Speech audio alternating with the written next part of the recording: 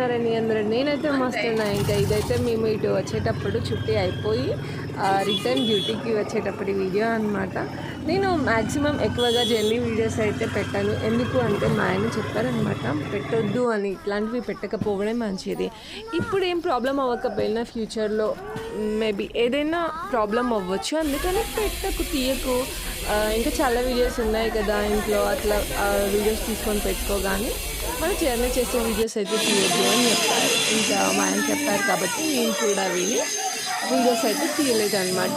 ఇంకొంచెం మా దగ్గర ఏదో మెమరబుల్గా ఉంటుంది, నాకు మెమరీగా ఉంటుంది అనేసి నేనైతే తీసుకున్నాను. ఇది వీడియో మా తమ్ముడు తీశాడనమాట. మమ్మల్ని మాకు సెండ్ ఆఫ్ ఇవ్వడానికి మా మమ్మీ, డాడీ, ఇంకా తమ్ముడు వచ్చారు. నెక్స్ట్ మా ఆడపడుచు వాళ్ళు వచ్చారు. మా ఆయన వాళ్ళ పెద్ద సిస్టర్ వచ్చిందనమాట. వాళ్ళ ఫ్యామిలీ వచ్చారు, అన్నయ్య, స్వీటీ, మహి, వీళ్ళందరూ మాకు ఫ్రెండ్ ఆఫ్ ఇవ్వడానికి అయితే వచ్చారు.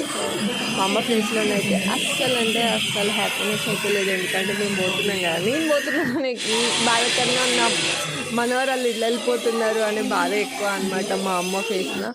ఇంకా తప్పదు కదండి, ఖచ్చితంగా రావాల్సిందే. 40 days అసలు ఎలా గడిచిపోయాయో ఏంటో. ఇంకా అలా వచ్చామో లేదో, ట్రైన్ అయితే వచ్చేసింది, పెద్దగా టైం కూడా పట్టలేదు. ఇంకా అందరికీ సెండ్ ఆఫ్ ఇచ్చేసి ట్రైన్ ఎక్కేసాం. నాకు కూడా ఏదోలా అనిపించింది, ఎందుకంటే ఫ్యామిలీ మెంబర్స్తో ఉండి సడన్గా మనము ట్రైన్ ఎక్కేసరికి ఏదో కోల్పోయిన బాధ అసలు తప్పదు.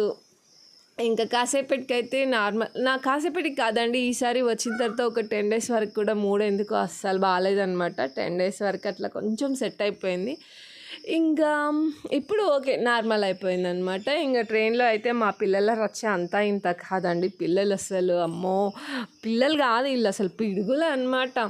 ఒకటే అల్లరి. ఆ పక్కన ముందు కూర్చున్న ఆయన అయితే చూస్తూ ఉన్నారు, ఏం పిల్లలరా బాబు అనుకుంటున్నాడేమో ఆయన అయితే. ఇంకా మా ముందు ఇంకొక తెలుగు ఆయన కూర్చున్నారు. పాపం ఆయన కూడా డ్యూటీకి వెళ్తున్నట్టున్నారు. వాళ్ళ ఫ్యామిలీ ఇంటి దగ్గరే ఉంది. ఫోన్లో మాట్లాడుతుంటే విన్నాను నేను. పాపం వీళ్ళని చూస్తూ అలాగే మా ఆయనతో ఆడుకుంటూ చూస్తూ ఉండిపోయారు అనమాట. నాకు అనిపించింది, ఎందుకంటే ఇంతకుముందు మా ఆయన సింగిల్గా ఉన్నప్పుడు చెప్పేవాళ్ళు అనమాట. నేను అన్ని ఫుడ్ ఐటమ్స్ పెట్టి పంపించేదాన్ని కదండి, అవి తినేటప్పుడు చాలా బాధగా అనిపించేది నాకు, అట్లా ఇట్లా అని చెప్పేవాళ్ళు అనమాట. సో ఇంకా నాకైతే ఆయన చెప్పిన మాటలు గుర్తొచ్చే. పాపం మా ఆయన కూడా మనసులో అలా బాధపడుతున్నారేమో, వాళ్ళ ఫ్యామిలీని చాలా మిస్ అవుతున్నారేమో అనిపించింది.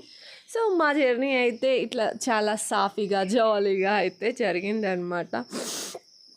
ఇంకా చూస్తున్నారు కదా, పిల్లలు రచరచ చేస్తూ వాళ్ళ పప్పతో ఆడుకుంటూ. సో బాగా జరిగింది. సో వీడియో అయితే ఇది. వీడియో మీకు ఎట్లా అనిపించింది అని, వీడియో నచ్చితే కనుక ఒక చిన్న లైక్ ఇవ్వడం అయితే